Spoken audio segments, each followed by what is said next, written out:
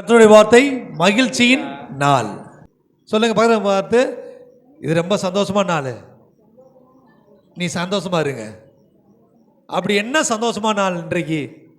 எடுத்துக்கொள்வோம் சங்கீத பகுதி 118 அதிகாரம் 24 வசனம். கர்த்தர் நாம் சந்தோஷமாக இருக்கும்படி விரும்புகிறார். நாம் சந்தோஷத்திற்கு அவர் போதுமானவராய் இருக்கிறார்.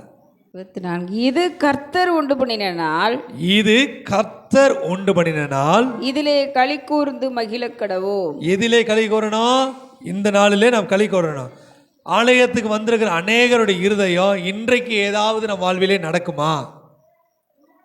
ஆண்டு சொல்றாரு, இன்றைக்கல்ல ஒவ்வொரு நாளும் உன் வாழ்விலே மகிழ்ச்சி உண்டாகி இருக்கும். காரணம் என்னவென்றால் இது கர்த்தர் உண்டு பண்ணின நாள். அல்லேலூயா. இந்த இடத்துல நான் ஒரு ஸ்தோத்திர கூட்டத்துக்கு ஒரு வீட்டுக்கு போயிருந்தேன். அவங்கள கேட்டேன், யாருக்கெல்லாம் அப்பாவோட சொத்து வேணும் அப்படின்னு. அவங்களுக்கு 2 ஆண் பிள்ளைகள், ஒரு பெண் பிள்ளை.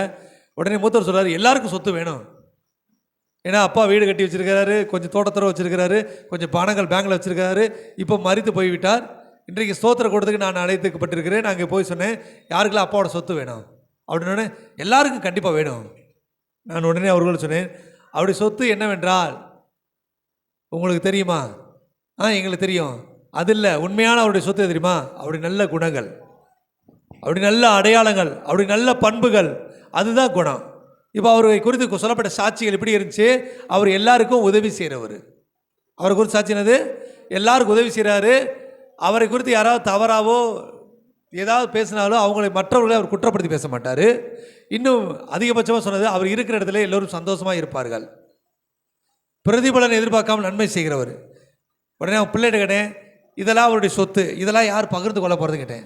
உடனே அவங்க, நாங்கள் எல்லாருமே பகிர்ந்துக்கிறோம். பகிர்ந்து கொள்ளாதீங்க, எல்லாரும் முழுமையாக எடுத்துக்கொள்ளுங்க. நம் வாழ்விலே எடுக்க முடியாத சந்தோஷத்தை இயேசு கிறிஸ்து நமக்கு வைத்திருக்கிறார். நாம் இருந்தாலும் ஒரு சந்தோஷம், இல்லாவிட்டாலும் ஒரு சந்தோஷம் என்று இருக்கிறோம். இயேசு கிறிஸ்து குறித்து வேதம் சொல்கிறது, இருக்கிறவராகவே இருக்கிறார். அவர் உங்களுக்குள்ள எனக்குள்ள இருக்கும்போது நம்ம சந்தோஷத்தை ஒருவரால் எடுக்க முடியாது. இந்த சங்கீதம் 118 வசனம் அதிகாரத்தில் 24 வசனம் சொல்கிறது, இது கர்த்தர் உண்டு பண்ணினால். இதில் எப்படி இருக்குமா? ரொம்ப சந்தோஷமா, அப்பா ஞாயிற்றுக்கிழமை வந்துருச்சுடா. யாரெல்லாம் ஒவ்வொரு நாள் ஞாயிற்றுக்கிழமை இருக்கணும் விரும்புகிறீங்க? ஆமென். ஓய்வு நாள் கர்த்தருக்குரியது. கர்த்தருடைய சமூகத்தில் இருக்கிற ஒரு நாளுக்காக நாம் ஒவ்வொரு நாளும் ஆயத்தமாக இருப்போம். இந்த நாள் வருவதற்கு முன்னாடி அப்படியே ரொம்ப சந்தோஷம், அப்பா ஞாயிற்றுக்கிழமை வரப்போதா, ஞாயிற்றுக்கிழமை வரப்போதா, அந்த ஞாயிற்றுக்கிழமை எனக்கான நாள், என் தேவனோடு நான் உறவாடக்கூடிய நாள் என்று நாம் ஆயத்தமாக இருக்கணும். ஞாயிற்றுக்கிழமை லேட்டாக எழுந்திரிக்கிறது, ஞாயிற்றுக்கிழமை லேட்டாக குளிக்கிறது, ஞாயிற்றுக்கிழமை லேட்டாக சர்ச்சுக்கு வருது, ஞாயிற்றுக்கிழமை தான் வராமல் இருக்கிறது. இப்படிப்பட்ட ஒரு காரியம் நம்ம வாழ்வில் இருக்கிறது. 2 பிள்ளைங்க இருக்கிறாங்க. ஒரு பிள்ளை அழுதே எல்லாத்தையும் சாதிக்கும், இன்னொரு பிள்ளை அன்பாலே எல்லாம் சாதிக்கும். எந்த பிள்ளை கொடுக்கறதுக்கு அப்பாவுக்கு ரொம்ப சந்தோஷமா இருக்கும்? அன்பால் சாதிக்கணும், அவங்க சந்தோஷமா இருக்கணும். என் பிள்ளை ஒன்றுமே என்கிட்ட கேட்காது, ஆனால் அந்த பிள்ளை செலுத்துகிற அன்புக்கு ஈடாக நான் என்னத்தை கொடுப்பேன். அல்லேலூயா. அதனால் தேவனுடையத்தில் நம்ம இருக்க வேண்டிய இது என்ன தெரியுமா? காரியத்தை வாய்க்க பண்ணுவதற்கு நாம் சந்தோஷமாக இருக்க வேண்டும். எடுத்துக்கொள்வோம் வசனத்தை. நீதிமொழியில் 27 அதிகாரம் 1 வசனம் 2 வசனம் வாசிப்போம். நாம் ஒவ்வொரு நாளும் என்ன ஆகுமோ, இந்த நைட்டில் தூங்கும்போது அனைவருடைய இருதயம் எப்படி இருக்கும்? இன்றைக்கி தான் எப்படி போச்சு, நாளைக்காவது நல்ல பொழுதா வெடியட்டும். இந்த புது வருஷம் தொடக்கிறதுக்கு முன்னாடி சில சொல்லுவாங்க, அடுத்த வருஷமாக அது நல்ல வருஷமாக இருக்குமா, அடுத்த வருஷமாக அது வாக்குத்தத்தம் நிறைவேறுமா? நான் கூட சொல்கிறேன், ஒவ்வொரு வருஷமும் ஒவ்வொரு நாள் வாக்குத்தத்தம் நிறைவேறதுக்கு ஆயத்தமாக இருக்கிறது.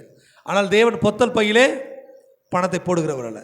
நீங்கள் அதை சுதந்திரிப்பதற்கு மகிழ்ச்சியோடு நீங்கள் இருந்தாலே இல்லாமல் அதை நீங்கள் பெற்றுக்கொள்ள முடியாது. வாசி கேட்போம். நீதிமொழி 27 அதிகாரம் 1-2. 27 அதிகாரம்.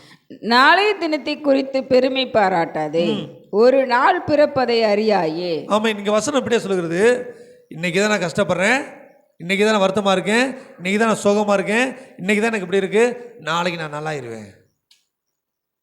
ஆண்டவர் சொல்றாரு, நாளைய தினம் எப்படி இருக்கணும் தெரியாது, இன்னைக்கு சந்தோஷமா இரு.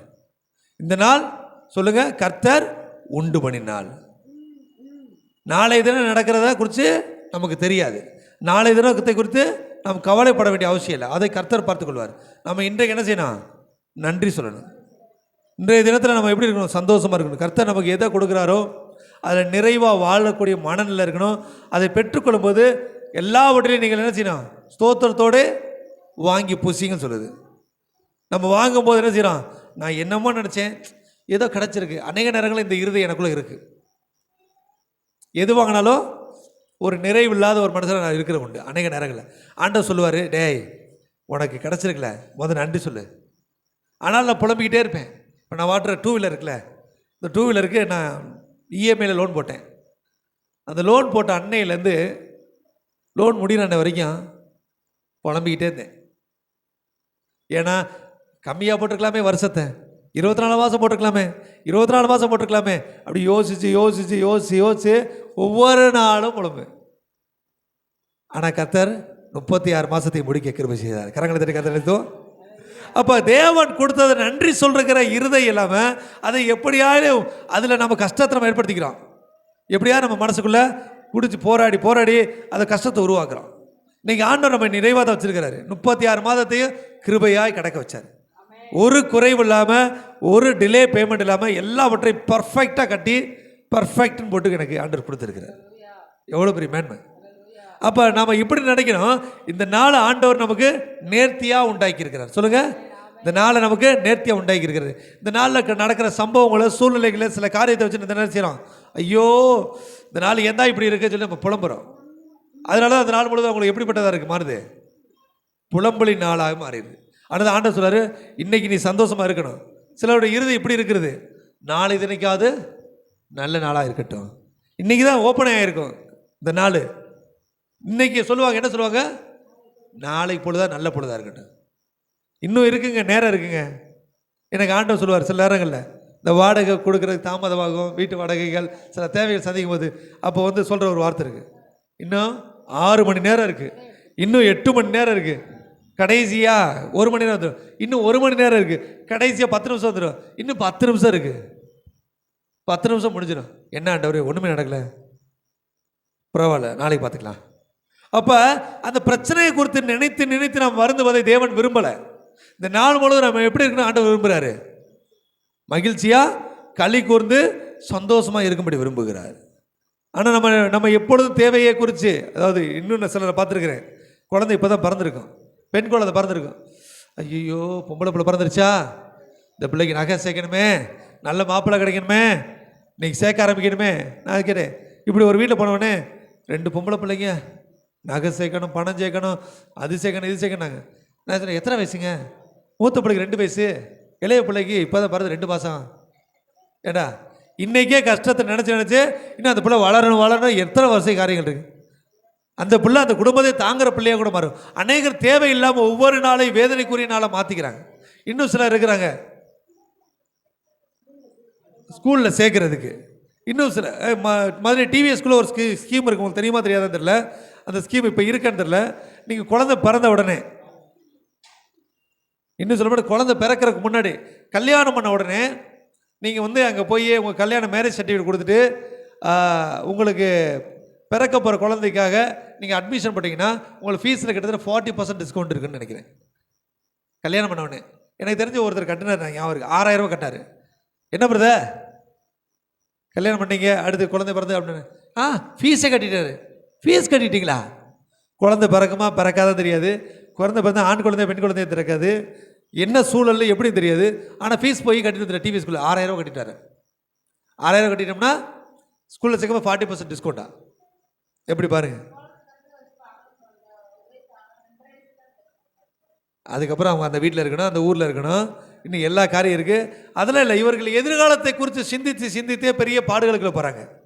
நம்ம நன்றி சொல்கிற இருதயம் நமக்குள்ள இல்லை, மகிழ்ந்து களி கூறுகிற இருதயம் இல்லை, ஒவ்வொரு நாளும் வேதனைப்பட்டுக்கிட்டு இருக்குது. அதனால தான் ஆண்டவர் சொல்ற, நாளை தினத்தை குறித்து நீ கவலைப்படாத. வசனம் திருப்பி வாசிங்க, 1 2. நாளை தினத்தை குறித்து பெருமை பாராட்டாதே, ஒரு நாள் பிறப்பதை அறியாயே, உன் வாயல்ல புறத்தியானே உன்னை புகழட்டும். ஆமென். இன்னைக்கு நம்ம நடக்கிற சில சூழ்நிலை பார்த்து என்ன செய்யறோம், நம்மளை நம்ம மனமடி வாக்கிக்கிறோம். நம்மை புகழுகிற வாய்கள் எப்படி தெரியுமா? எப்படி இந்த வார்த்தை நமக்கு வருது? புறத்தியான வாயில் உங்களை போடட்டும். நீங்கள் நெருக்கத்திலையும், சோர்வின் மத்தியிலையும், பலவீனத்தின் மத்தியிலையும், மரணத்தின் மத்தியிலையும், வேதனை மத்தியிலும் எப்படி இருக்கணுமா? சந்தோஷமாக இருக்கணும், மகிழ்ச்சியாக இருக்கணும். இந்த ஸ்தோத்திர கூட்டம்னா என்ன அர்த்தம் தெரியுமா உங்களுக்கு? ஸ்தோத்திர கூட்டம்னா என்னது? அம்மா மகளே பிரிஞ்சி, ஸ்தோத்திர கூட்டம் என்னப்பா? ஸ்தோத்திர கூட்டம்னா என்னது? நன்றி நன்றி சொல்லும் கூட்டம். தெரியுமா உங்களுக்கு? ஸ்தோத்திர கூட்டம் என்னது? ஏங்க அங்கே எதுக்காக போயிருக்கோம்? ஒருத்தங்க மரித்து போயிருக்கிறாங்க, அந்த குடும்பம் துக்க வீடாக இருக்கும். அந்த வீட்டில் போய் என்ன நன்றி சொல்ல போகிறான்? நம்ம எப்போல சொல்லுதான், நான் பூமியில் இருக்கும்போது யார் கூட இருப்பேன்? ஏசு கூட இருப்பேன். மரித்த பின்பு ஏசு ஏன் சரி இங்கே இருக்கும்போது ஏசு ஏன் கூட இருப்பார், நான் மரித்த பின்பு நான் ஏசு கூட இருப்பேன். அப்போ நன்றி சொல்ல கூட்டம் எல்லாருமே அந்த நாளுக்காக நம்ம எல்லாருமே ஆயத்தமாக இருக்கணும். பரலோகம் புத்துக்குரிய நம்மளுக்கெல்லாம் பேர் தெரியுமா? பூமிவாசி கிடையாது, பரலோகவாசி. நம்ம இம்மைக்காக இல்லை, மறுமைக்காக. ஆக நன்றி செலுத்துகிற கூட்டத்தை வைத்திருக்கிற ஒரே கூட்டம் கிறிஸ்தவ கூட்டம் தான். அப்போ ஸ்தோத்திர கூட்டத்தில் நன்றி செலுத்தணும். நம்ம மரண நாளுக்கு முன்னாடியே மரணத்தை குறித்து பயந்து மறிச்சிட்டாங்கன்னா அதை குறித்து இன்னும் ரொம்ப நன்றி செலுத்தணும். அப்போ புறத்தியான வாய் உன்னை போலட்டும், உன்னுடைய வாய் இல்லை அப்படின்னா நம்ம என்ன செய்யறோம்? இன்றைக்கி ஏன் சோகமாக இருக்கிறோம்? இன்றைக்கி பெரிய பலவீனம் இருக்கும், வீட்டில் துக்கம் நடந்திருக்கும், பெரிய இழப்பு நடந்திருக்கும், பெரிய கண்ணீர் வந்திருக்கும். ஆனால் சந்தோஷமாக கர்த்தரை பாடி துதிச்சு, எங்க இவ்வளோ சோகம் இருக்குது, நீ வாட்டி சந்தோஷமாக இருக்கிறீங்க. ஏன் என் இயேசு உயிரோடு இருக்கிறா? சொல்லுங்க, என் இயேசு உயிரோடு இருக்கிறார். உங்கள் மகிழ்ச்சியை ஒரு மனிதனால் எடுத்துக்கொள்ள முடியாது, அதை நீங்கள் நம்பணும். புறத்தியார் பார்த்து சொல்லணும், எப்பா இவங்களாம் கிறிஸ்தவங்கப்பா, இவங்களை துக்கத்தை ஒரு நாளும் இவங்களுக்கு கொண்டு வரவே முடியாது. இவர்கள் சந்தோஷமாக இருக்கும்படி தேவன் அனுமதித்திருக்கிறாரு. அப்போ நம்ம நினைக்கிறோம், பல நேரங்கள் மறிச்சு போன நினைவை குறிச்சே நினச்சி சோகமாக இருக்கு. எனக்கு தெரிஞ்ச ஒருத்தர் ரொம்ப சோகமாக இருந்தார். ஏன் சோகமாக இருக்கிறேன்? நினச்சேங்க ரொம்ப வருத்தமாக இருக்குன்னு. அதுன்னு இந்த வருத்தத்துக்காக நம்ம என்ன செய்யறோம்? அநேக நேரங்கள் நான் இப்படி கேட்டது உண்டு. ரொம்ப சோகமாக இருக்கிறவங்கள்ட்ட நான் கேட்குற கேள்வி என்னவா இருக்கும் உங்களுக்கு தெரியும்? கவனிங்க, ரொம்ப சோகமாக இருக்கிறவங்கள்ட்ட நான் கேட்குற கேள்வி என்னவா இருக்கும்? சாப்பிட்டீங்களா? என்ன கேட்பேன்? சாப்பிட்டீங்களா? உடனே அவங்க சாப்பிட்டேம்பாங்க. தூங்குனீங்களா? தூங்குனேன். எல்லா வேலையும் செஞ்சீங்களா? செஞ்சேன். நான் கேட்டேன், நீ சோகமாகவே இல்லை, ஏன்னா 3 வேளையும் முழுசாக சரியாக சாப்பிட்ற, 3 வேளை நல்லா தூங்குற, எல்லா வேலையும் செய்கிற, ஆனால் சோகமாக இருக்குன்னு உன் முகத்தில் காட்டிக்கிறேன். இன்றைக்கு நம்முடைய வாழ்க்கையில் இப்படித்தான் அநேக நேரங்களில் நம்ம மற்றவர்கள் நம்மை குறித்து பரிதாபப்படும்படியாக நம் வாழ்வில் நாம் பலவீனமாக இருப்பதை காண்பித்து கொண்டிருக்கிறோம். நம்முடைய இருதயம் கர்த்தருக்குள்ள சந்தோஷமாக இருக்கணும் வேதம் சொல்லுது. வாசிங்க இன்னொரு வசனம் தெரிஞ்சுப்போம். மத்தேயு 6ஆம் அதிகாரம் 34ஆம் வசனம். அமர்ந்து கொள்வோம். மத்தேயு 6ஆம் அதிகாரம் 34ஆம் வசனம். புறத்தியான வாய் நம்மளை புகழுகிறதற்கான ஒரு சூழ்நிலை எப்படிப்பட்டதாக இருக்கும்னா, மேன்மைகள் மனிதனை குறித்து சூழ்நிலை குறித்து இல்லாமல் தேவனை குறித்து மேன்மை பாராட்டும். இந்த வசனம் நம்ம கேட்டிருக்கோம். சிலர் ரதங்களை குறித்தும் சிலர் குதிரைகளை குறித்தும் மேன்மை பாராட்டுவார்கள். நானோ என் தேவனாகிய கர்த்தரை குறித்து மாத்திரம் மேன்மை பாராட்டு. எப்படிங்க நீங்கள் சந்தோஷமாக இருக்கிறீங்க? கப்பல் இல்லை, கடல் இல்லை, வீடு இல்லை, வாழ்க்கை இல்லை, ஆனால் உங்கள் மகிழ்ச்சி கர்த்தருக்குள் நிறைவாய் இருக்கும்படி தேவன் அதை சொல்லுகிறார். வாசிப்போம். மத்தேயு 6ஆம் அதிகாரம் 34ஆம் வசனம். 33-34. முதலாவது தேவனுடைய ராஜ்யத்தையும் அவருடைய நீதியும் தேடுங்கள், அப்பொழுது இவைகள் எல்லாம் உங்களுக்கு கூட கொடுக்கப்படும். ஆகையால் எங்க ஆகையால் வர்றோம்? நம்ம சந்தோஷம் எங்கேருந்து நமக்கு தொடங்குது? நல்லா தெரிஞ்சுங்க. பிள்ளை இல்லாதவன் பிள்ளை பெற்றவனே சந்தோஷன்றான். பிள்ளை பெற்றவன் பிள்ளைகளுக்கு சில நேரங்களில் பார்க்குறேன். இப்படி சில வீடுகளில் சண்டே ஒரு பேரண்ட் கேட்குறாங்க, இன்றைக்கும் ஸ்கூல் வச்சா நல்லாயிருக்கும். பிள்ளைங்க வீட்டிலேருந்து ஒரே தொந்தரவாக இருக்குது. இன்றைக்கு மட்டும் 7 விடுறாங்களோ தெரியல, 7 நாள் ஸ்கூல் வச்சா நல்லாயிருக்கும். நிறைய நேரங்களில் நான் வீட்டில் சில நேரங்களில் கொஞ்ச நேரம் கூட இருந்துட்டு ராகுல் கேட்பான், டேடி இன்னும் நீங்கள் ப்ரேயர் கிளம்பலையா? ராகுல் வெளிப்பட வார்த்தை, டேடி எப்போ ப்ரேயர் கிளம்புவீங்க? ஏண்டா? இல்லை டேடி, ப்ரேயர் கிளம்புறதுனீங்களே, கிளம்பாமல் இருக்கிறீங்களே. அவ்வளோ அக்கறை என் மேலே. அப்போ வீட்டில் இருக்கிறது. அப்புறம் ஃபோன் சொல்ல, டேடி நீங்கள் கூட இருக்க மாட்டேங்க. கூட இருந்தால் இருக்கிறீங்கன்றேன், இல்லைன்னா இல்லைன்றா. எனக்கு ஒன்றுமே புரியல.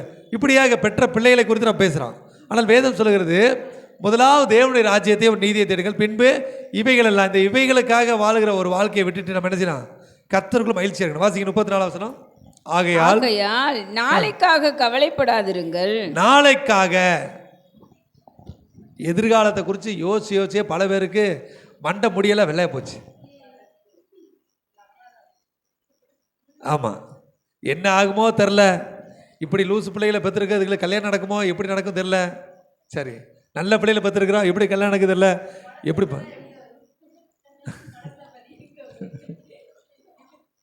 இது எனக்கு மாப்பிள்ளை பார்த்து நல்ல மாப்பிள்ளை கிடைக்கிறதுக்கு என்ன செய்யற தெரியல. வரவே நகை போட்டு கட்டி கொடுப்பானா, இல்லை என்ன சொல்லுவா தெரியல, புலம்பிக்கிட்டே மண்டை முடியல வெள்ளையா போயிடுது. அங்கே அநேகர் இப்படி சொல்கிறாங்க, யார் யாருக்கா நல்ல பிள்ளை பிறக்குது, எனக்கு மட்டும் தொல்லையா பிள்ளைய பிறந்திருக்குங்க. இப்படி நினச்சி நினச்சி எல்லாவற்றையும் நினச்சி நினச்சி புலம்பிக்கிட்டே இருக்கிறது. இந்த கவலைகள்லாம் எதுனால தெரியுமா? நம்ம கர்த்தர் உண்டு பண்ணின நாளை குறித்து சந்தோஷப்படுறது கிடையாது. எப்பா சாமி நீங்கள் கொடுத்தது நல்ல நாள், நீங்கள் கொடுத்தது நல்லது. ஆண்டவர் எல்லாவற்றையும் முதலாவது பூமியில் படைக்கிறார். படைக்கிறப்ப என்ன சொல்கிறாரு? நல்லது. அவர் படைக்கும் போது என்ன செய்யறாரு? நல்லது. பக்கத்தில் பார்த்துருங்க, உன்னை தேவன் உண்டாக்குனது நல்லது அப்படின்னு நம்ம சொல்லி ஆறுதல் அடைஞ்சிக்கிடுவோம். ஆனாலும் தேவன் நல்லவராகவே இருக்கிறார். அவருக்கு தான் தெரியும் நோக்கம், நமக்கு தெரியாது. அதனால் தேவனை உண்டாக்கி வெளிச்சம் உண்டாக்கி அது நல்லது என்று கண்டார். ஆகாய உருவை உண்டாக்கி அது நல்லது என்று கண்டார். அதனால் இன்றைக்கு நம்ம வாழ்க்கையிலே ஆண்டவர் செய்கிறார் நல்லது. வாசிங்க அந்த வசனம். ஆகையால் நாளைக்காக கவலைப்படாதிருங்கள். நாளைக்காக கவலைப்படாதீங்க. எந்த லூசு பிள்ளை பெற்றிருந்தாலும், எந்த மாதிரி சொல் பிள்ளைகளை பெற்றிருந்தாலும் நீங்கள் கவலைப்படாதீங்க. கர்த்தர் அதுக்கான மாப்பிள்ளையை கொடுப்பார்.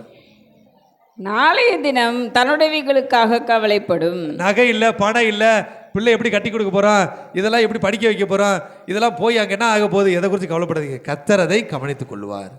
அந்தந்த நாளுக்கு அதினதின் பாடு போதும். 24 வருஷங்கள் நடக்கிற பிரச்சனைய இன்னைக்கே ஆரம்பிச்சிடுறாங்க நிறைய நேரம். நாளைய தினம் தன்னுடையவைகளுக்காக கவலைப்படும். அது பார்த்து அது கவலைப்பட்டுக்கணும். ஐயோ இந்த பிள்ளை இப்படி இருக்கே, இது என்னவாகுமோ, எதை குறித்து கவலைப்படாதீங்க. ஆண்டவர் கருத்தை கொடுத்துருங்க. சொல்லுங்கள், நான் எதை குறித்து கவலைப்பட போகிறதில்ல. சொல்லுங்கள் எல்லாரும், நான் எதை குறித்தோ, பிள்ளைகளை குறித்தோ, சூழ்நிலையை குறித்தோ எதை குறித்து கவலைப்பட போகிறதில்ல. நான் ஒன்று தான் செய்யப்படுறேன், முதலாவது தேவனுடைய ராஜ்யத்தை தேடப்பேன். கர்த்தருக்குள் களை கூர்ந்து மகிழ போகிறேன். உங்கள் சந்தோஷம்தான் எல்லாவற்றையும் உங்களுக்கு கொடுக்கும். காரியத்தை வாய்க்க பண்ணால் நீங்கள் எப்படி இருக்கணும்? சந்தோஷமாக இருக்கு. புலம்பி புலம்பி பலர் காரியத்தை இழந்துருவாங்க. நடக்க போகிறதுக்கு முன்னாடியே என்ன செய்வாங்க? என்னவாகுமோ, சொல்லுங்கள், என்னவாகுமோ, எப்படி ஆகுமோ நினச்சி அது சொல்லுவாங்க. வாய் வைக்காதீங்க, வாய் வச்சா நடக்காம போயிடும். இன்றைக்கி அப்படி தான் பலருடைய வாழ்க்கை இருக்குது. அதனால் அதை குறித்து கவலைப்படாதீங்க. வசனம் திருப்பி வாசிங்க. ஆகையால் நாளைக்காக கவலைப்படாதீர்கள்.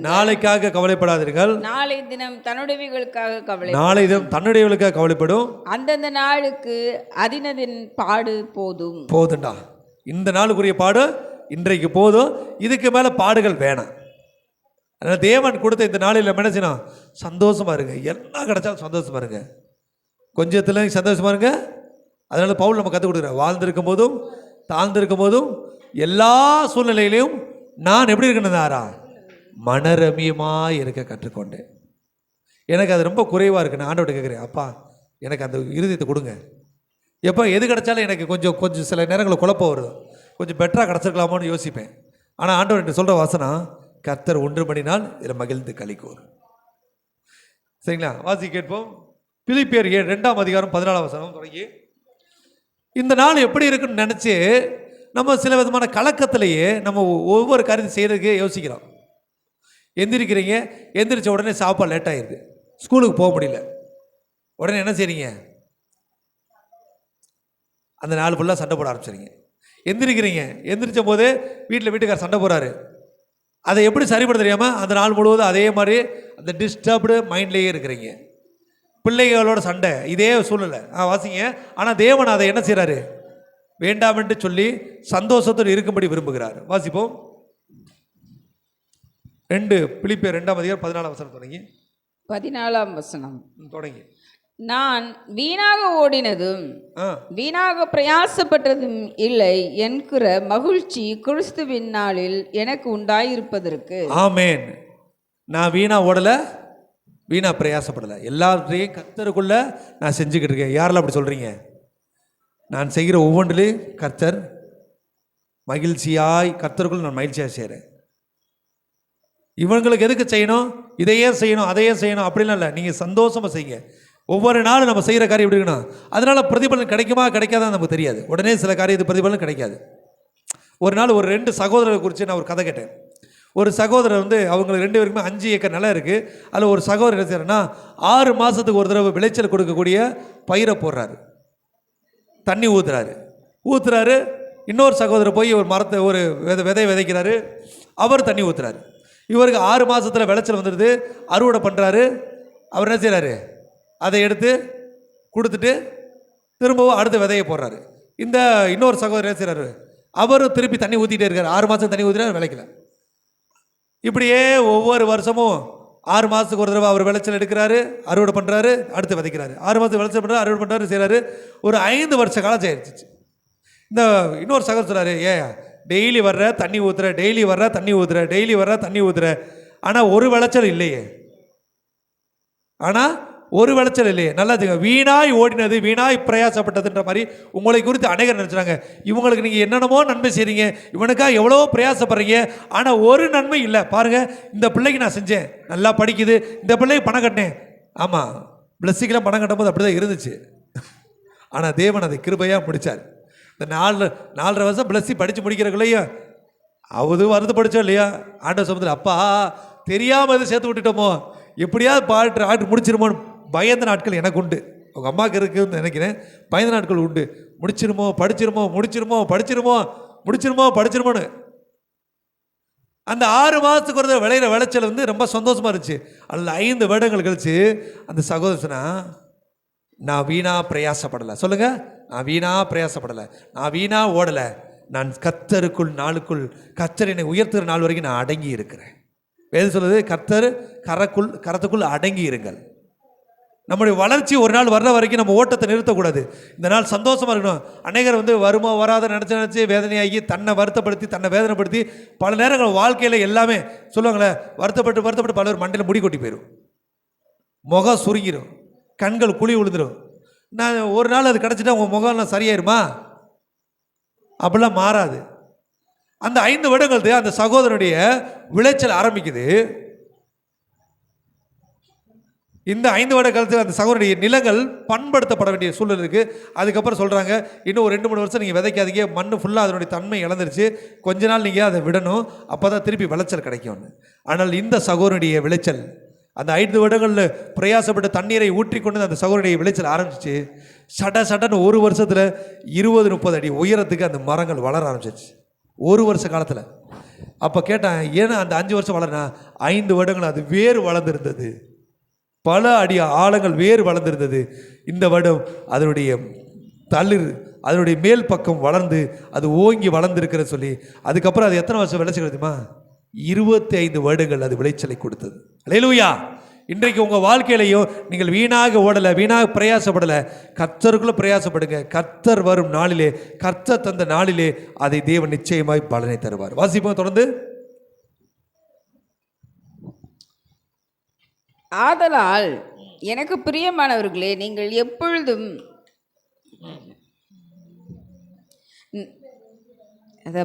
நான் வீணாக ஓடினதும் வீணாக பிரயாசப்பட்டதும் இல்லை என்கிற மகிழ்ச்சி கிறிஸ்துவின் நாளில் எனக்கு உண்டாயிருப்பதற்கு ஜீவ வசனத்தை பிடித்து கொண்டு. நீங்க இந்த வசனத்தில் நம்பி பிடிச்சுக்கோங்க. ஏன்னா ஒரு நாள் வந்து இந்த வார்த்தைகளுக்கெல்லாம் ஆண்டவர் உங்களுக்கு பலன் தருவார். நான் உண்மையாகவே கர்த்தருக்குள்ளே தான் சமாதானம் வந்து கர்த்தருக்குள்ளே சந்தோஷமாக இருந்தேன், இந்த பிள்ளையை வளர்த்தது வேஸ்ட் இல்லை, இந்த காரியத்தை செஞ்சது தப்பு இல்லைன்னு சொல்லி உண்மையாக நீங்கள் பிரயாசத்தோடு செஞ்சீங்கன்னா அதுக்கான பலனை ஆண்டவர் தருவார். வாசிங்க. உலகத்திலே சுடர்களைப் போல பிரகாசிப்பிக்கிற நீங்கள் கோணலும் மாறுபாடுமான சந்ததியின் நடுவிலே குற்றமற்றவர்களும் கபடற்றவர்களும் தேவனுடைய மாசற்ற பிள்ளைகளுமாய் இருக்கும்படிக்கு எல்லாவற்றையும் முறுமுறுப்பில்லாமலும் தர்க்கிப்பில்லாமலும் செய்யுங்கள். நம்ம எப்படி செய்யணுமா? இந்த நாளில் எதை செஞ்சாலும் டெய்லி முறுமுறுப்போட. உனக்கெல்லாம் சோறு போட்டு என்ன பிரயோஜனம்? உன்னெல்லாம் வளர்த்து என்ன பிரயோஜனம்? உன்னை வளர்த்ததுக்கு ஒரு நாயை வளர்த்துருந்தாலும் ஏதோ பிரயோஜனம் பார்த்துருக்கோம் அப்படின்னு ஒவ்வொரு நாள் நம்ம நன்மை செய்கிறோம். செஞ்சுட்டு எப்படி செய்கிறோம்? முறுமுறுப்போட தர்க்கி போட போராட்டத்தோட செய்கிறோம். அப்படி இல்லை, இங்கே வரு, உனக்காக செய்யலை, கர்த்தர் எனக்கு கொடுத்துருக்கிறாரு அதனால செய்கிறேன். சில நேரங்களில் நான் அப்படி பார்த்துருக்கேன். சில காரியம் அவங்களுக்கு கொஞ்சமாக அது பிடிக்காது, ஆனாலும் அதை என்ன செய்கிறாங்க? கர்த்தருக்காக மனரமியமாக செய்கிறாங்க. அதனுடைய பலனை ஒரு நாள் அவங்க நிச்சயமாக காண்பாங்க. ஆமென் சொல்லுங்கள். ஆமென். அப்போ இந்த நாளில் நம்ம எப்படி இந்த களி கூறுகிற நாளில் நம்ம எதை எப்படி செய்யணும்? நானே ரொம்ப சோகமாக இருக்கேன், நானே ரொம்ப வேதனையாக இருக்கேன், நீங்கள் வேற என்னை ஏதாவது செய்ய சொல்லிக்கிட்டே இருக்கிறீங்க. இல்லைங்க, நீங்கள் வேதனையோடு இருக்கும்போதும் சோகத்தோடு இருக்கும்போதும் நீங்கள் நிச்சயமாய் முறுமுறுப்பு இல்லாமல் ஒரு காரியத்தை செய்யணும். இன்றைக்கி நம்ம வாழ்க்கையில் முறுமுறுப்பாக இருக்கிறது தான் ஆசீர்வாதம் தடைப்படுது. தெரியுமா உங்களுக்கு? உங்கள் ஆசீர்வாதம் ஏன் நமக்கு தடைப்பட்டுக்கிட்டே இருக்கு? எதை செஞ்சாலும் முறுமுறுக்கிறது. நம்ம இப்படி பார்க்குறோம், பாலைவனத்தில் வர ஒரு கூட்டத்தை பார்க்குறோம். எந்த கூட்டம்? எகிப்தில் விடுதலையாக்கப்பட்டு, கவனிங்க, எகிப்திலிருந்து விடுதலையாக்கப்பட்ட 20 லட்சத்துக்கு மேற்பட்ட ஜனங்களை பாளையத்தில் வரும்போது எப்படி இருக்கிறாங்க? ஆண்டவரை முறுமுறுக்கிறாங்க. என்ன சொல்லி முறுக்கிறாங்க? அங்கே இருந்தால் என்ன கிடச்சிருக்கு எங்களுக்கு? கறி கஞ்சியை தான் கிடச்சிருக்கோம் அப்படின்னு புலம்பி தேவனை முறுமுறுக்கிறாங்க. முறுமுறுக்கிறவங்க தேவனுக்கு பிரியமானவங்களா இல்லையா? ஒரு நாள் இல்லை, இந்த நாளில் நம்ம எப்படி இருக்கிறோம்? முறுமுறுத்துக்கிட்டே இருக்கிறோம். ஐயோ, இந்த நாள் இப்படி ஆயிடுச்சு, இந்த நாள் இப்படி இருக்கு, இந்த நாளில் என்ன செய்ய போகிறது இல்லை. ஒவ்வொரு நாள் கர்த்தர் சொல்றாரு, களி கூறு, மகிழ்ச்சியாரு. சில நேரம் நினைக்கிறான், ஒரு ப்ளஸ்ஸி ஒரு இடத்துக்கு போகிறது போல வேற ஒரு இடத்துக்கு போயிடுச்சு. ஐயோ, அந்த ஆஸ்திரி போனால் இதாக இருக்குமே, இங்கே போட்டுட்டாங்களே, என்ன செய்யறது? இல்லை, கர்த்தர் எனக்கு மேன்மையாக தந்திருக்குது, நீ அங்கே விட பெஸ்ட்டாக இருப்ப, அந்த இடத்த தேவன் ஒன்று கொடுப்பாரு. உங்களை அப்படி தான் ஒரு இடத்துல வேலையை விட்டு எடுத்துட்டாங்களா, ஐயோ நான் அந்த வேலையை நல்லா இருந்தேனே, இல்லை கர்த்தர் உங்களுக்கு கொடுத்துருக்கிறாருன்னா நீ என் தேவன் எனக்கு போதுமானவர். கடந்த நேரத்தில் நான் ஒரு இடத்துக்கு மெசேஜ் போயிருந்தேன். அந்த மெசேஜ் பார்த்திங்கன்னா 5:30 ஸ்டார்ட் ஆகுது, முடியும் போது 6:30 முடியுது. ஒரு ஒரு ஒரு ப்ரேயரில் இம்பார்ட்டண்ட், ரொம்ப இம்பார்ட்டன்ட் எது? வார்த்தை. அப்போ வார்த்தைக்கு எவ்வளோ நேரம் இருக்கணும்? வார்த்தை தான் முக்கியம். ஆனால் அங்கே எனக்கு கொடுக்குற நேரம்னா 10 நிமிஷம். கடந்த நாளில் ஒரு 13-14 நிமிஷம் பேசிட்டேன். உடனே வாட்சை தூக்கி ஃபோனை தூக்கி வச்சுட்டாங்க. எனக்கு ரொம்ப வருத்தமாயிடுச்சு. அதை அந்த இடத்த நடத்துகிறவர்கிட்ட நான் சொல்லிட்டேன், பிரதர் இந்த மாதிரி வந்து நீங்கள் எனக்கு கொடுக்குறது ஒரு 10 நிமிஷம் தான் கொடுக்குறீங்க, 10-12 நிமிஷம் தான் கொடுக்குறீங்க, அதுக்குள்ளே வார்த்தையை கொடுக்குறது எனக்கு ரொம்ப வருத்தமாக இருக்குது. என்ன சொன்னேன்? கவனிங்க, அதாவது பாட்டு பாடுறதுக்கு அரை மணி நேரம் வைக்கிறீங்க, ஜெபிக்கிறதுக்கு ஒரு 15 நிமிஷம் வைக்கிறீங்க, ஆனால் வார்த்தைக்கு எவ்வளோ நேரம் கொடுக்குறாங்க? ஒரு 10-12 நிமிஷம். உடனே ஆண்டவர்கிட்ட கேட்குறேன், என்னப்பா இப்படி கொடுக்குறாங்களே? உடனே ஆண்டவர் சொல்கிறாரு, அதுக்கு தயாராகிக்கும். எது தயாராகிக்கும்? 10 நிமிஷம் தயாராகிக்கும். நான் நினச்சேன் இப்படி விண்ணப்பம் பண்ணும்போது ஆண்டவர் சொல்லுவார், அந்த அந்த விண்ணப்பம் பண்ணும்போது ஆண்டவர் சொல்லுவார், இல்லை இல்லை வார்த்தை இல்லாத இடத்துல நீ எப்படி இருக்கலாம், வார்த்தை ஒரு அரை மணி நேரமாக வேணும். அப்படிலாம் எனக்கு பதில் வரல. எப்படி பதில் வச்சு? அந்த 10 நிமிஷம் உன்னை தயார்படுத்திக்கோ. அப்போ நான் புரிஞ்சுக்கிட்டேன்.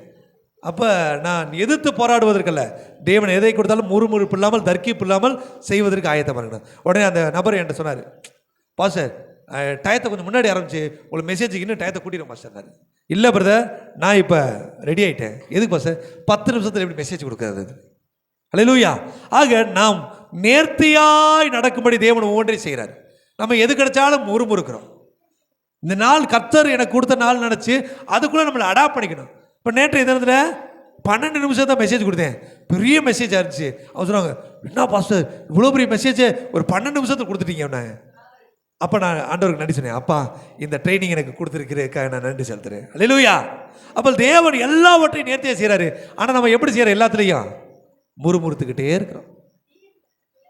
நாளை தினமாவது நல்ல தினமாக இருக்குமா, நாளை தினமாக நல்லது நடக்குமா அப்படி சொல்லாதீங்க. சொல்லுங்கள், பக்கத்தில் பார்த்து சொல்லுங்கள், இன்றைக்கி நல்ல நாள். பக்கத்தில் பார்த்து சொல்லுங்கள், இன்றைக்கி நல்ல நாள். இன்னைக்கு இந்த நாளில் சந்தோஷமா இருங்க, களி கூறுங்க, கர்த்தருக்குள் மகிழ்ச்சியா இருங்க. இது கர்த்தர் கொடுத்த நாள்.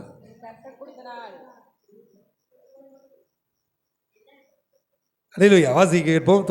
முறுமுறுப்பு இல்லாமல் இருக்கணும். வாசிங்க. கொரிந்தியர் 10ஆம் அதிகாரம் 13ஆம் வசனம். 1 கொரிந்தியர் 10ஆம் அதிகாரம் 13ஆம் வசனம். நாம் எதை செய்தாலும் முறுமுறுப்பு இல்லாமல் தர்க்கிப்பு இல்லாமல் செய்ய வேண்டும் என்று தேவன் விரும்புகிறார். மனுஷருக்கு நேரிடுகிற சோதனையே அல்லாமல் இன்னைக்கு நடச்சிருது, யார் யாருக்கோ ஏதோ நடக்குது, எனக்கு மட்டும் ஏன் அப்படி நடக்குது? நேற்றைய தினத்தில் என்னோட பேசுகிற ஒரு சகோதரி சொன்னாங்க, யார் யாருக்கோ நல்லது நடக்குது பாஸ்டர், எனக்கு மட்டும் ஏன் இப்படியே நடக்குது? வாங்க சிஸ்டர், இந்த உலகத்திலேயே நீங்கள் தான் ரொம்ப வேதனைக்குரிய நபரை நினைக்கிறீங்க அப்படின்னு ஒரு 2 பேரை கூப்பிட்டேன். இங்கே வாப்பா, உனக்கு என்னப்பா, எப்படி பாரு கேட்டேன். எனக்கு அம்மாவும் கிடையாது, அப்பாவும் கிடையாது, ஆதரவு சொல்கிறதுக்கு யாரும் இல்லை, அரவணைக்கிறதுக்கு யாரும் இல்லை, சாப்பிட்டே கேட்குறதுக்கு ஆள் இல்லை, உடனே அந்த சிஸ்டர் அப்படி வாங்க மாட்டாங்க. நிப்பாடு, அவசரப்படாங்க, நீ போ. இன்னொரு சிஸ்டர் கூப்பிட்டேன், அவங்க புருஷன் செத்து போயிட்டார் பாஸ்டர், பிள்ளை இல்லை பாஸ்டர், கத்தருக்காக ஏதாவது செய்யணும். சிஸ்டர் சொல்லுங்க. கத்தருக்கு ஸ்தோத்திரம் பாஸ்டர், கத்தருக்கு ஸ்தோத்திரம். இல்லை என்னமோ எனக்கு மட்டும் ஏன் இப்படி, எல்லாரும் நல்லா இருக்குதுங்க. இந்த 2 பேரை காமிச்சேன், 2 பேரும் எந்த சூழ்நிலையில் கத்தர் துதிக்கிறாங்க? ஒன்றுமே இல்லாத சூழ்நிலையில் தேவனை துதிப்பதற்கு அவங்க நாவுகள் ஆயத்தமாக இருக்கிறது.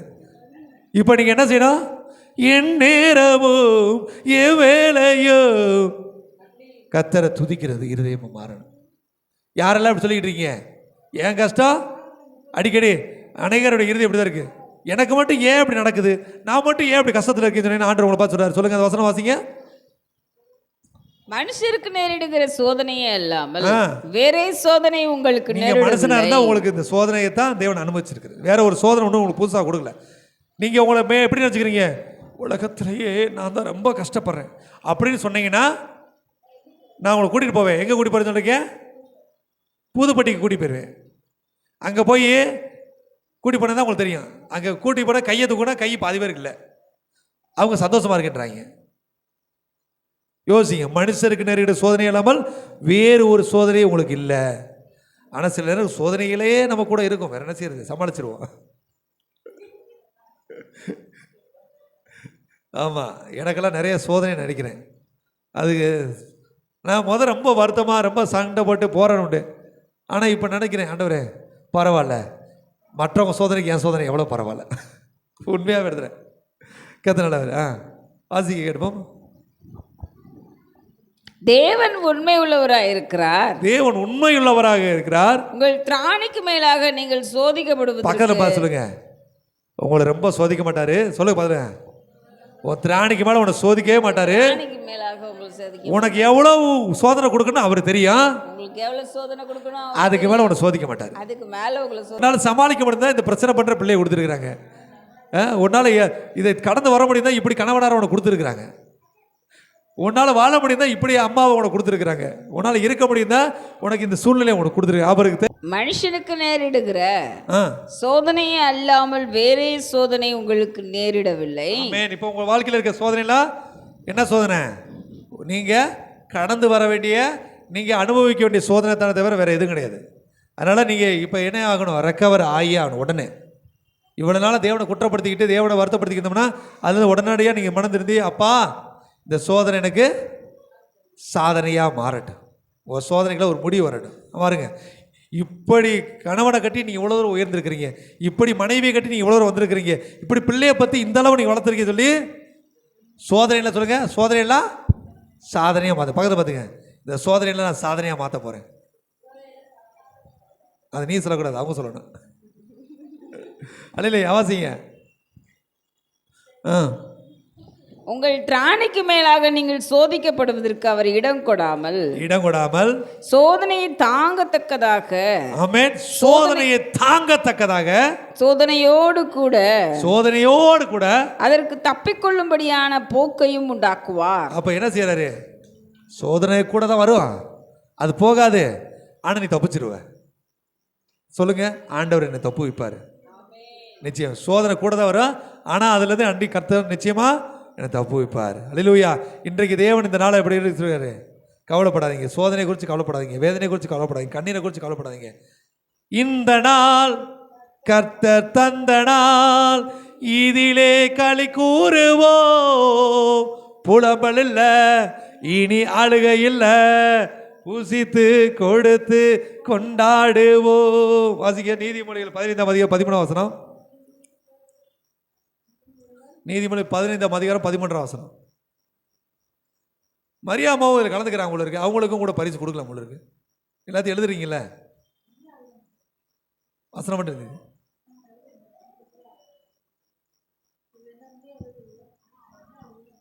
சரி, இருந்தாலும் சப்மிட் பண்ணுங்க. ஒருவேளை நான் 2 விதமான வெற்றி உங்களுக்கு சொல்லியிருக்கிறேன் எப்பயுமே. என்ன வெற்றி? ஒன்று நீங்கள் பிரயாசப்படுறதுனால கிடைக்கிற வெற்றி, இன்னொன்று மற்றவங்க பிரயாசப்படாதனால கிடைக்கிற வெற்றி. புரியுதா? 2 வெற்றி எப்பயுமே இருக்குன்னு சொல்லி கவனிங்க. ஒரு வெற்றி என்ன வெற்றி? மற்றவங்க அதில் சரியாக கலந்துக்கலனாலும் கூட நீங்கள் அதை வெற்றி உள்ளவங்க மாறிடுவீங்க. அதனால் நீங்கள் எப்பொழுதும் வந்து கலந்து கொள்றதை வந்து தவிர்க்காதீங்க. ஆமாம், இது இந்த நல்லது. ரன்னிங் ரேஸில் நான் 2வது ப்ரைஸு. எத்தனை பேர் நாங்கள் 2 பேர். அது மாதிரி கூட நடக்கலாம், யாருக்கு தெரியும். ஆமென். வாசிங்க அந்த வசனத்தை. நீதிமொழிகள் 13ஆம் அதிகாரம் 15ஆம் வசனம். 15ஆம் அதிகாரம் 13ஆம் வசனம்.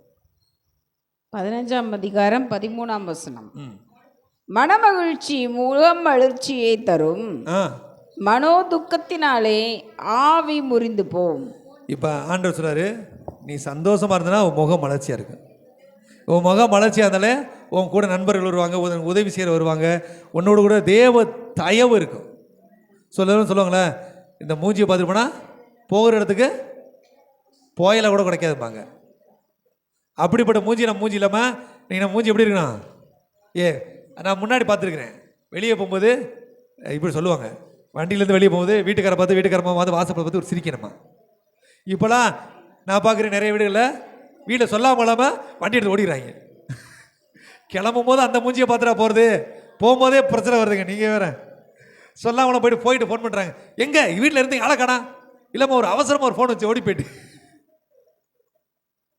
வாசப்படியில் வந்து ஒரு டாட்டா காட்டு அப்படி முகலாம் மாறி இப்போ மாறிடுச்சு.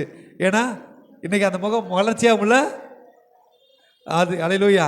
அதனால் கர்த்தர் இன்றைக்கு அந்த வசனத்தை வாசிங்க. 118ஆம் அதிகாரம் 13ஆம் வசனம். மனமகிழ்ச்சி முகமகிழ்ச்சியை தரும். அடுத்த வசனம் வாசிங்க. மனோ துக்கத்தினாலே ஆவி முறிந்து போம். புத்திமானுடைய மனம் அறிவை தேடும், மூடரின் வாயோ மதியினத்தை மேயும். ஆமென். நீங்கள் சந்தோஷமா இருந்தீங்கன்னா நீங்கள் என்ன ஆயிருவீங்க? புத்திமான மாறிடுவீங்க. உங்கள் மகிழ்ச்சியின் சந்தோஷம் உங்களுக்கு கூட ஒரு அநேக புத்திமான்களை சேர்க்கும். இன்றைக்கு ஆண்டவர் உங்களுக்கு அதை தான் சொல்கிறாரு, நீங்கள் சந்தோஷமாக இருப்பதை ஒருவராலும் தடை செய்ய முடியாது. உங்கள் மகிழ்ச்சி எங்கேருந்து உங்களுக்கு கிடைக்கும் போது கர்த்தரிடத்திலிருந்து எனக்கு உண்டாயிருக்கும். அப்படின்னா நம்ம எப்போ மகிழ்ச்சியாக இருக்கணும்? எப்பொழுதும் மகிழ்ச்சியாக இருக்கணும். அதுக்காக தனியாக சிரிச்சுக்கிட்டு இருக்கக்கூடாது. தனியாக சிரிச்சா வேறு மாதிரி மகிழ்ச்சி சொல்லிடுவாங்க. சங்கீதம் 118ஆம் அதிகாரம் வாசிங்க, 22லேருந்து வாசிங்க.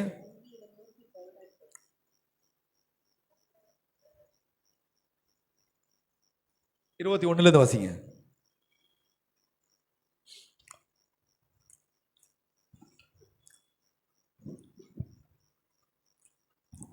இருபத்தி 1லேருந்து.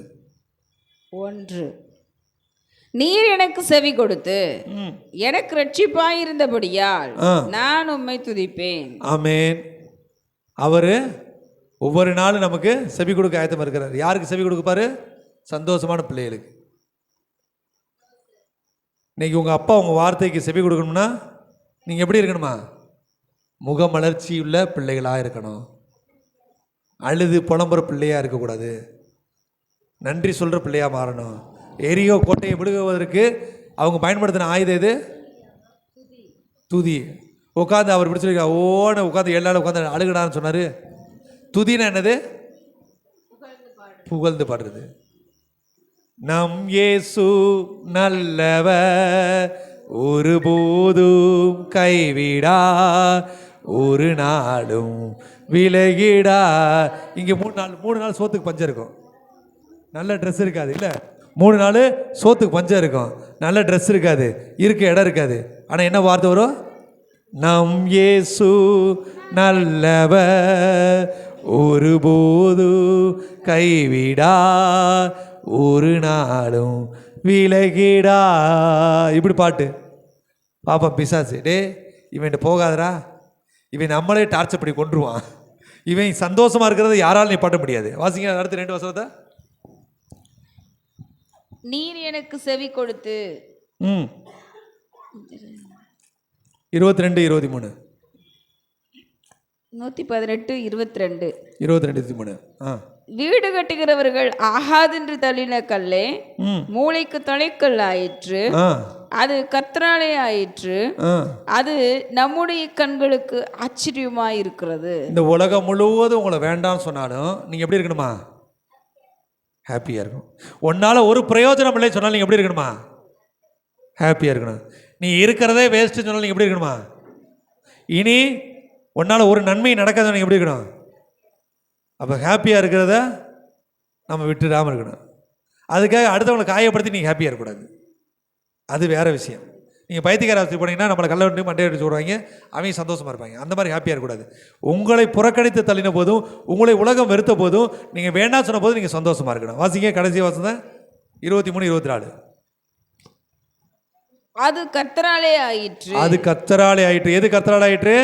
உன் வாழ்க்கையில் இந்த புறக்கணிப்பு, இந்த சூழ்நிலை, இந்த வெறுமை, இந்த நிராகரிப்பு யாரால் உண்டாயிருச்சு? கர்த்தரால் ஆயிடுச்சு. இந்த வேலை உனக்கு போனது காரணம் யாரு? கர்த்தர் தான். ஏன்னா இங்கே வேலை போனது கர்த்தர் காரணமா? ஆமென். அதுக்கு அர்த்தம் நம்ம வேதத்தில் பார்க்குறோம். இவன் முடவனாய் பிறந்தது யார் செய்த பாவம்? இவன் செய்த பாவமோ இவர்கள் பெற்றோர் செய்த பாவமோ என்று கேட்டபோது ஏன் சொல்றாரு? இவன் செய்த பாவம் அல்ல, இவன் பெற்றோர் செய்த பாவம் அல்ல, தேவனுடைய நாம மகிமை விளங்கும்படியாக இது உண்டாயிருக்கிறது. அப்போ நீங்களான இப்படி இருக்கிறது எதனால? தேவனுடைய நாம மகிமைக்கு. யாரில் விசுவாசிக்கிறீங்க? அல்லேலூயா. எனக்கு வேலை போனது நல்லது, நல்ல உயர்ந்த இடத்த எனக்கு கொடுப்பாரு. நேற்று எது கூட ஒரு பையன் என்ன சொன்னா, பாசன் நான் ஒரு இடத்துக்கு ஊழியத்துக்கு போனேன், என்னை விரட்டிட்டாங்க. அது சொல்லி முடிக்க சொன்னேன், தம்பி கர்த்தர் அற்புதம் செஞ்சு என்ன பாச விரட்டிட்டாங்கண்ணா. அவள் திரும்ப அடுத்த நாள் ஒரு காரியத்தை சொன்னேன், பாச இப்போ பெரிய ஆலயத்தில் எனக்கு ஒரு துணை போதகர் பதவி கொடுத்துருக்குறாங்க. ஒன்றே ஒன்று தான், உங்கள் பலவீனங்களிலும் உங்கள் போராட்டங்களையும் கண்ணீர்களையும் தள்ளப்பட்ட சூழ்நிலையிலையும் நீங்கள் எப்படி இருக்கணும்? சந்தோஷமாயிருங்க. எழுதிருப்போம். அந்த கடைசி வார்த்தை எல்லாம் சேர்த்து வாசிங்க. 24. இது கர்த்தர் உண்டு பண்ணின நாள். இது கர்த்தர் உண்டு பண்ணின நாள். இதிலே களி கூர்ந்து மகிழ கடவோம். இதிலே களி கூர்ந்து மகிழ கடவோம். எழுந்திருப்பா. இப்போ நம்ம இருதயத்தில் இன்னைக்கு என்ன நாள்? இது கர்த்தர் உண்டு பண்ணால். இங்கே இதில் எப்படி இருக்கணும்? நம்ம மகிழ்ச்சியா இருக்கு. எழுந்திருப்போமா. இப்போ நம்ம பாடக்கூடிய பாட்டு என்னது? சந்தோஷமாயிருங்க, எப்பொழுதும் சந்தோஷமாயிருங்க, சந்தோஷமாயிருப்போம், எப்பொழுதும் சந்தோஷமாயிருப்போம். இந்த வரிக்கிறது ஒரு வார்த்தை வரும் பாருங்க. வேலை கிடைச்ச உடனே, கல்யாணம் ஆன உடனே, பிள்ளையை பெற்ற உடனே வரல. உயர்வானாலும் தாழ்வானாலும், உயர்வானாலும் தாழ்வானாலும், சர்வவல்ல தேவன் நம்மோடு இருப்பதால், சர்வவல்ல தேவன் நம்மோடு இருப்பதால் சந்தோஷமாயிருங்க, எப்பொழுதும் சந்தோஷமாயிருங்க, சந்தோஷமாயிருங்க. இந்த லெவலுக்கு அடுத்த லெவலுக்கு போறோம். என்னதான் நேர்ந்தாலும் சோர்ந்து போ. டைட்டில் என்னமோ சந்தோஷமா இருங்க, ஆனா உள்ள கண்டென்ட் எல்லாம் பார்த்தீங்களேன் பிச்சு பிறக்கி போட்டிருக்கு. என்னதான் நேர்ந்தாலும் சோர்ந்து போகாதீங்க, நம்ம அழைத்த தேவன் கைவிட மாட்டார், சந்தோஷமாயிருங்க. உங்களை அழைத்த தேவன் கைவிட மாட்டார், சந்தோஷமாயிருங்க, சந்தோஷமாயிருப்போம், எப்பொழுதும் சந்தோஷமாயிருப்போம். அல்லேலூயா. பக்கத்தில் பார்த்துருங்க. என்ன பிள்ளையா பற்றி வருத்தப்படாதீங்க, சந்தோஷமா சொல்லுங்க. வருத்தப்பட சந்தோஷம். என்ன கணவனா கட்டுறதுக்கு வருத்தப்படாதீங்க, சந்தோஷமா இருக்கு சொல்லுங்க. என்ன மனைவியா கட்டுறதுக்கு வருத்தப்படாதீங்க, சந்தோஷமா இருங்க. அல்லேலூயா. சந்தோஷமா இருங்க. ஏன்னா கர்த்தர் சொல்றாரு, இது கர்த்தர் உண்டுபடினால் இதில் களி கூர்ந்து மகிழ்ச்சியா இருப்போம். அல்லேலூயா. அல்லேலூயா. அப்ப கர்த்தர் நடவு எழுந்திருப்போமா, ஜெபிப்போமா. இதனால ஆண்டவர் நமக்கு என்ன கற்றுக் கொடுத்தாரு?